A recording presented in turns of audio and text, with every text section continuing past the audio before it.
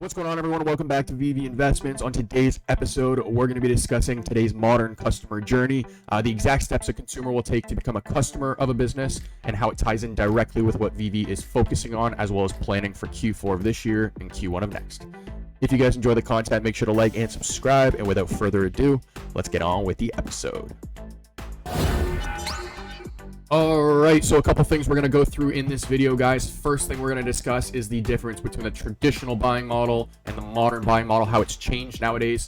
Next, we're going to talk about the core areas of a business, and I'm hoping this section, guys, is going to help some newer investors when looking at VeVe and breaking down their investment from an objective standpoint. Next, we're going to talk about the modern customer journey, the exact steps a consumer will take to become a customer of a business, or in this case, specifically VeVe. And then last but not least, we'll round the video off talking about how all of this ties in to VeVe as a project in general. So first, we got that traditional buying model. As you guys see on screen here, 3 steps involved. This is exactly what somebody would do back in the day before the internet was around. The first things first is, somebody has to be aware of the business and interested in what that business has to offer in order to actually become a customer. Next, they toss that business their money. And then last step, they determine whether they like or dislike the product or service. Now, this model is largely the same today. However, one big difference, we have the internet. So, looks something like this. So once that potential customer is interested and aware of your business, consumers nowadays have the purchasing power. They have the bargaining power, meaning they can go online and compare your business to 10 other businesses in 10 minutes.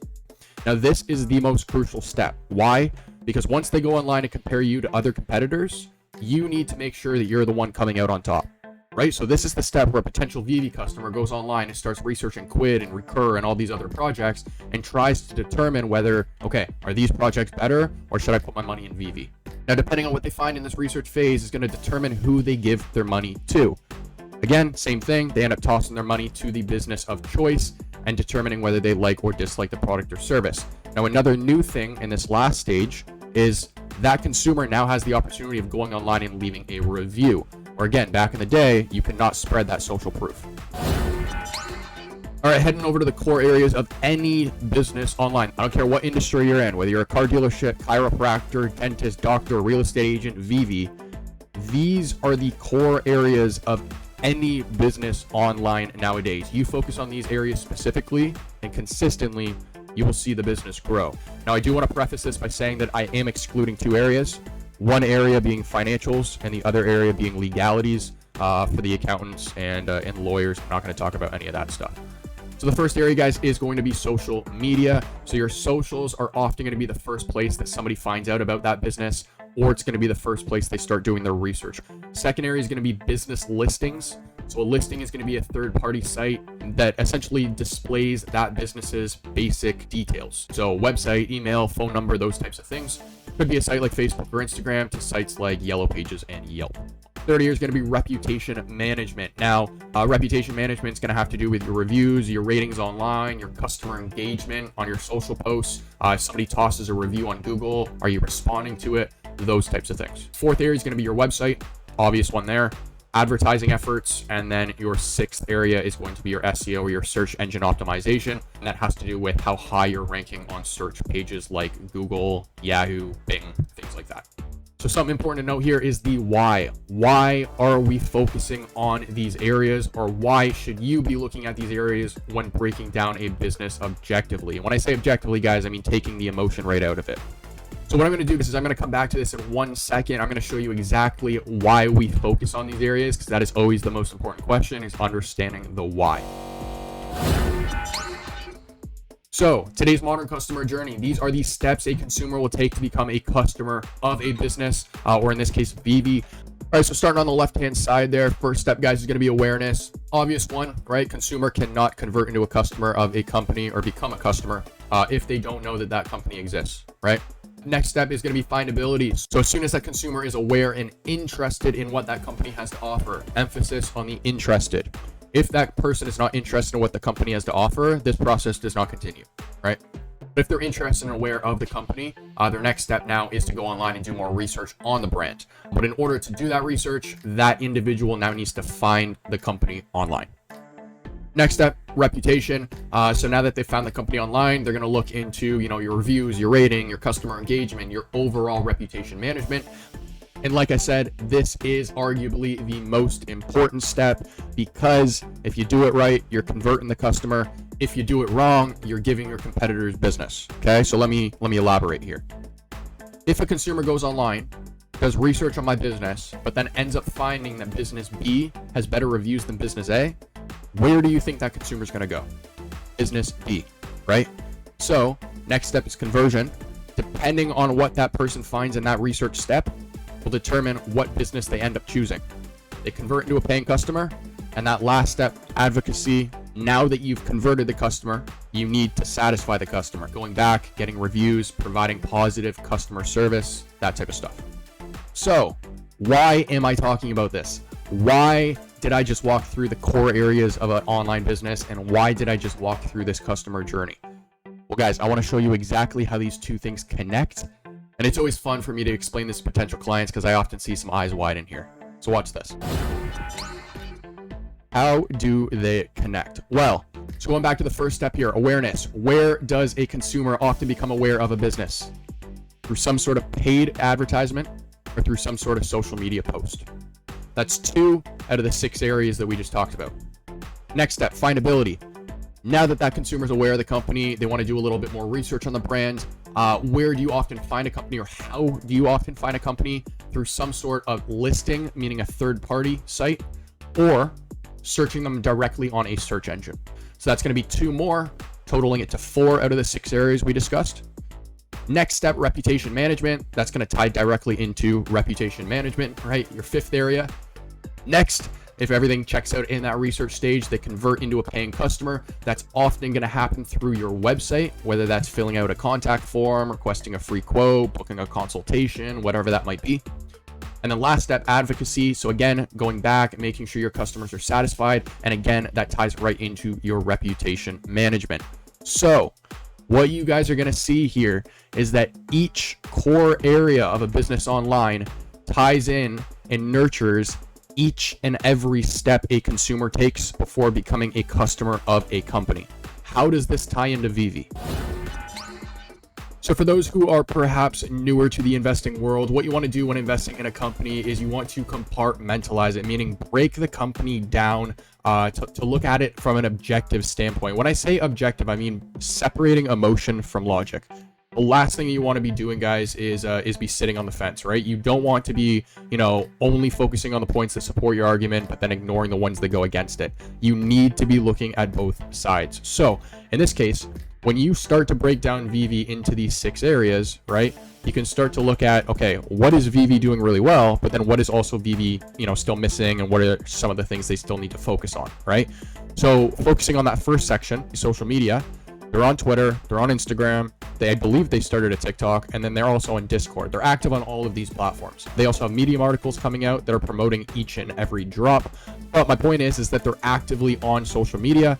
And speaking of which, they did actually just get their check mark over on Twitter, so they are officially verified. So in terms of covering that first step, awareness, where most consumers become aware of a company through social media, VeVe has that checked off. Now moving over to the second category here, which is going to be business listings. Again, any third-party sites online that promote the company's basic business details, email, phone number, website, that type of stuff. We're going to have Medium articles. So again, a Medium article is going to be a form of a listing. It is also going to be considered kind of a form of a blog. Now, blogs do get indexed as Google search results. So it's going to help search engines like Google pick up VeVe better in search rankings. And then also, a company like Ecomi Wiki would again be an example of a listing, further promoting the platform, but it isn't directly tied to the VeVe official team. Now, in terms of listings, guys, a business can be on, 5 or 6 different listings, all the way up to 80, 90, 100 plus different listings. So I don't know the amount of listings VeVe is actually on, but all of their social media accounts, on top of all of the third-party applications that have been developed by community members, would all be considered listings. Generally speaking, a listing is essentially going to act just like a bridge. It's going to bridge potential customers from third-party sites to VeVe's actual official website or platform, in this case, the web app or mobile app. Moving over to the third category, which is reputation management. Guys, first impressions are everything. And right now, if I'm a new user, which I'm not, but if I was to hop onto VeVe right now as a new user and I was to go onto social media, for example, Twitter, and see all of the community FUD, what do you think I'm going to do first? Turn around and run the other way. We have to remember that as a community, we are also influencing new users coming onto this platform. Okay, I understand voicing your opinion and making sure that the team recognizes certain issues and things like that that are happening on the app, but unnecessary and toxic FUD in the community is definitely something that we could use without. And it's also something that if we didn't have, would certainly help retain more users. Moving over to the website side of things, we know that VeVe has recently introduced their web app. We all know that the user experience and the user interface on both web and mobile needs lots of work. There's lots of quirks. The team recognizes this, they've acknowledged this, but again, there's bigger priorities first. Localization, so adding multiple different languages onto the app is another big step as well in terms of getting more diversity onto the app. And again, tying into, the user experience and interface is going to be the social feed. Again, team has recognized and acknowledged this, but plenty of work needed and potential for down the line. So moving over to the advertising and the SEO categories, the team has announced that they plan on marketing Q4 of this year, Q1 of next. I believe that's going to be a global marketing campaign, but that's going to help attract new users to the platform. But also keep this in mind, there's just going to be more people searching the term VeVe in general as well. So making sure that VeVe has a strong foundation for their business set in place is key. If you don't have a sturdy foundation for a house, it's just going to fall right over, right? Another point to note, in the most recent interview with Al Khan and the team, Al was kind of clarifying some points that he previously made of comparing VeVe to Walmart. He sees that VeVe could potentially reach the same size as Walmart. Then he did further go on and say that, VeVe can also be the next Facebook and Instagram because of its promotional capabilities. So speaking of the social feed, right? So I certainly see VeVe, not anytime soon, but eventually one day reaching a point where the platform itself is being used by other businesses to grow their brands. So same way VeVe's leveraging Twitter, Instagram, TikTok, and Discord to build their brand today, will be the same way in the future where other businesses are on VeVe leveraging their platform to promote their own products and services.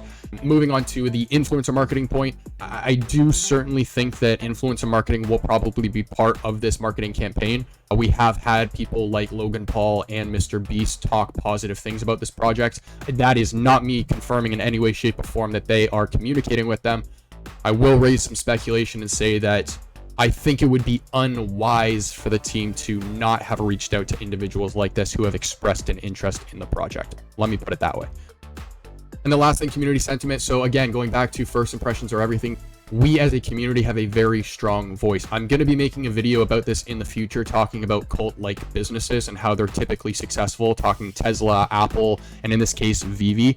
But you guys have to understand and remember that, when a community has a very strong voice, momentum works in both ways. It can be a positive thing for the business and it can be a negative thing for the business. So I'll give you a prime example. Happened recently, Tesla. Everybody knows the brand. Somewhere in like Norway or Denmark or Sweden, there was a group of Tesla owners who had parked their cars spelling the word help, flew a drone above, took a bird's eye view of the cars as well as all the owners standing in a circle with their hands in the air in an attempt to get Elon's attention. Now, as Tesla has scaled, there's been more and more complaints about their quality as well as customer service, which is why it happened. But my point is this: if that was a Toyota, would not have happened. If it was a Hyundai, that would not have happened. If it was a Volvo, that would not have happened. It happened because it was Tesla and because Tesla has the cult-like following that they do. However, in this case, right, an instance like this does not look good for the brand. Negative momentum versus positive. So keep that in mind. Raising your concerns and issues with the project is one thing, but unnecessary FUD is another, and that will and does have an influence on this project. Alright guys, that concludes episode 10 of VeVe Investments. If you guys enjoyed the video, make sure to like and subscribe. A little bit of a different one this time around, but wanted to share a little bit of my experience and connect it right to the VeVe app. Hopefully that gives some of you guys watching this a clearer understanding of how you can look at VeVe and break down the company when making decisions towards your investment. If you guys are interested in finding out what we're going to discuss next week, make sure to tune in on Tuesday. Other than that, we'll see you in the next one.